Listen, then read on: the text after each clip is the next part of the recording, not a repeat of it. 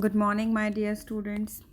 बच्चों, आज की जो आपकी वर्कशीट है, वर्कशीट नंबर 25 फॉर 23 दिसंबर।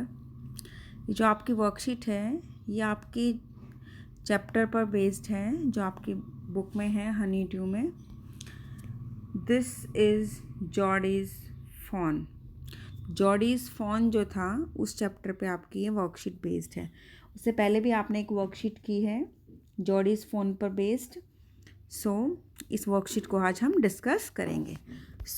जो आपका टास्क ए है, उस टास्क ए में आपको क्या गिवन है? टास्क ए में आपको 2 क्वेश्चंस गिवन हैं। उन 2 क्वेश्चंस में आपको क्या करना है?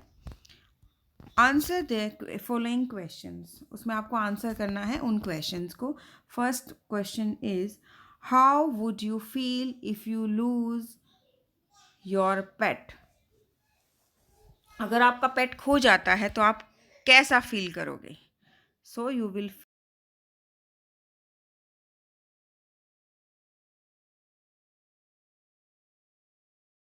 Try to find it how. अगर आपका जो पेट गुम हो गया है, खो गया है, तो आप उसको फाइंड आउट करोगे, ढूंढने में ढूंढने की कोशिश करोगे। और हाउ, कैसे करोगे?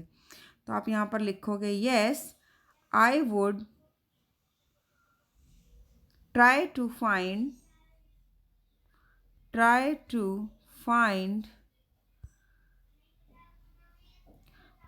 with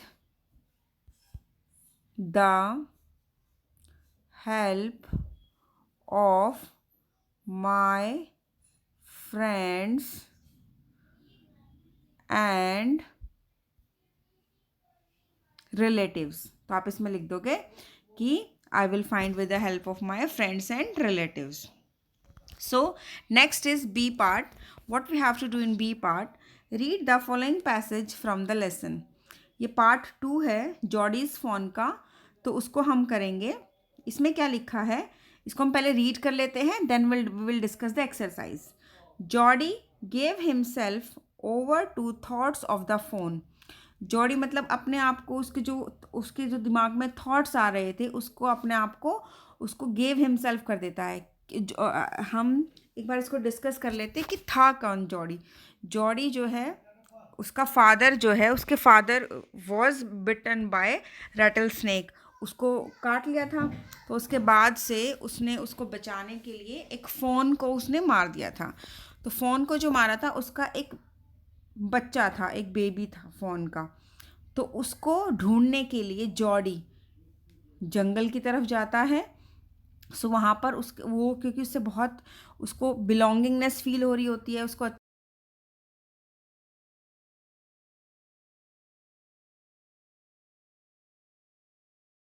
thoughts of the phone.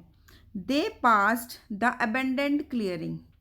और क्योंकि उसके दिमाग में फ़ोन से रिलेटेड ही चीज़ें चल रही थी, तो वो उसकी तरफ ध्यान देता है। जब वो जंगल में सर्च कर रहे होते हैं उस फॉरेस्ट में, तो वो देखता है वो एक ऐसी पासिंग की तरफ से जा रहे हैं जो कि बहुत अबेंडेंड है, क्लियर की हुई है। He said He said, cut to the north, Millville. It was up here that Pa got bitten by the snake and killed the doe, and I saw the phone. वो कहता है कि जो Millville था उसके साथ, जो जॉडी था, जॉडी और मिलविल 2 जने थे। तो दोनों जने वो जा रहे होते हैं एक हॉर्स पे। तो वो कहता है कि it was up here that pa got, यहीं पर जो है उसके जो पा मतलब उसके father, he was got bitten by the snake, और स्नेक ने उनको बाइट कर लिया था। और इसीलिए उन्होंने डॉ को किल किया था, और उसने फ़ोन को भी यहीं देखा था। Suddenly Jody was unwilling to have Milwheel with him. Suddenly क्या होता है, जो नहीं चाहता कि उसके साथ मिलविल उसके साथ जाए। ये मिलविल है, mill wheel, and then he is Jody. तो ये जो जॉडी है ये नहीं चाहता कि मिलविल उसके साथ फ़ोन को ढूंढने में उसके साथ जाए इनटू द जंगल। क्यों क्यों नहीं जाना चाहता था उसको लेके, इसका रीज़न आगे दिया हुआ है, देखो। If the phone was dead और could not be found, he could not have his disappointment seen. अगर मान लो फ़ोन डेड मिला, उसको मरा हुआ मिला, या उसको उसको मिला ही नहीं फ़ोन, तो वो नहीं चाहता था कि उसकी डिसअपॉइंटमेंट को मिस्टर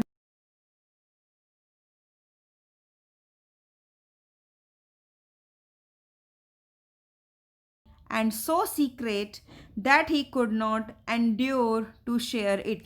और अगर मान लो उसको जो फ़ोन मिल भी जाता है, तो वो अपनी मीटिंग मतलब अपने मिलान को, फ़ोन से मिलने को इतना लवली और इतना सीक्रेट रखना चाहता है कि वो नहीं दिखाना चाहता, मिलविल को नहीं शेयर करना चाहता अपनी एंड्योरेंस को, अपनी फीलिंग्स को। He said, "It is not far now, but the scrub is very thick." वो कहता है अब ज़्यादा दूर नहीं है, मैं यहाँ से चला जाऊँगा, बट ये जो स्क्रब है ना, जो झाड़ियाँ बहुत ही थिक हैं। For a horse I can make it on foot. वो कह रहा है ये इतनी थिक हैं ये झाड़ियाँ, यहाँ से जो है ना, ये यहाँ से कोई भी हॉर्स नहीं जा सकता, लेकिन मैं यहाँ पर अकेला, मेरे फुट पे, मैं अपने पैरों पे चल के यहाँ से चला जाऊँगा। But I am afraid to leave you boy, suppose you got lost और got bitten by the snake too. ये कौन बोल रहा है ये बात बोल रहा है मिस्टर कौन बोल रहा है? Mister Millville. तो मिस्टर मिलविल बोल रहे हैं कि बट मैं बहुत ही अफ्रेड हूँ बच्चा, मैं आपको यहाँ पर नहीं छोड़ सकता। सपोज आप भी गुम हो गए, या आपको भी स्नेक ने काट लिया, तो फिर वो बड़ा उसको इसके लिए वो होता है, चिंतित होता है। वो कहता है आई विल टेक केयर। कौन बोलता है I will take care? Jody बोलता है आई विल टेक केयर, मैं ध्यान रखूँगा। It might take me a long time to find the fawn. हो सकता है मुझे ज़्यादा टाइम लग जाए फ़ोन को ढूंढने में। If he is wondered leave me off right here. अगर मान लो उसको मैं नहीं, हो सकता है उसे मुझे ढूंढना पड़े। Leave me off right here, मुझे यहीं पर छोड़ दो, आप अभी के अभी यहीं छोड़ दो। All right but you take it easy now, you know north here and east. वो कहता है ऑल राइट, वो कहता है बिल्कुल ईजी लो इसको, ठीक है तुम नहीं ले जाना चाहते, it's all right. You know north here and east. तो मिस्टर मिलविल पूछता है क्या आपको पता है कि where is north and where is east? तो जॉडी उसको पता है क्या आंसर करता है? जॉडी उसको आंसर करता है देयर एंड देयर। इशारे से समझाता है कि there is north and there is east. That tall pine makes a bearing. और जो ये लंबा सा टॉल पाइन ट्री है ना, ये एक बेयरिंग की तरह, एक मुझे डायरेक्शन की तरह, मुझे यहाँ पर इसको मैं मान लूँगा।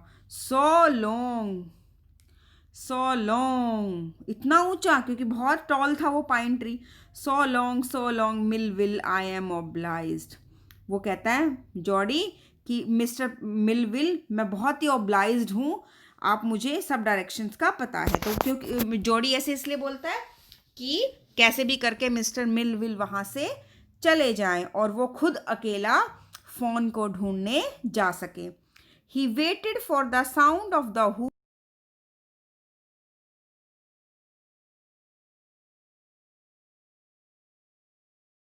तब तक वेट किया जब तक उसको घोड़े की टाप की आवाज़, हूव्स की आवाज़, घोड़े के जाने की आवाज़ उसको सुनाई नहीं दी, क्योंकि मिस्टर मिलविल तो वहाँ से चले गए थे। सो मिस्टर मिलविल जब हॉर्स पे चढ़कर गए हैं वापस, तो जब तक उसकी आवाज़ उसकी सुननी बंद नहीं हुई, वो वहीं पर खड़ा रहा, उसने वेट किया, और उसके जाने के बाद ही turn to the right direction, और राइट डायरेक्शन की तरफ उसने मूव किया। सो डियर स्टूडेंट्स, अब हम पार्ट सी डिस्कस कर लेते हैं। पार्ट सी में it is written fill in the blanks following blanks using the hints below. इन हिंट्स को आपको देखना है, हिंट्स ये नीचे येलो बॉक्स में गिवन है। इन हिंट्स को यूज़ करके आपको ब्लैंक्स को फिल करना है। Number A part is name the 2 characters in the above extract. आपको कोई भी 2 कैरेक्टर अबव एक्सट्रैक्ट में से आपको फाइंड आउट करने हैं। कौन कौन से होंगे वो? कौन कौन से कैरेक्टर्स थे? पहला तो था आपका Jordi, and next was mister Millville.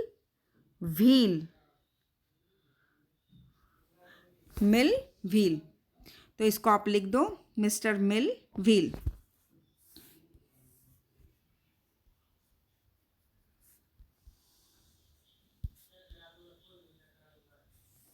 उसके बाद है next is B part, millwheel was afraid to leave Jody alone because he was scared if Jody, क्यों स्केर्ड था जोडी, जोडी उस ये था वो इसलिए स्केर्ड था कि जोडी माइट गॉट लॉस्ट, हो सकता है जोडी गुम हो जाए, एंड और bitten by the snake, got bitten by the snake, और हो सकता है स्नेक उसको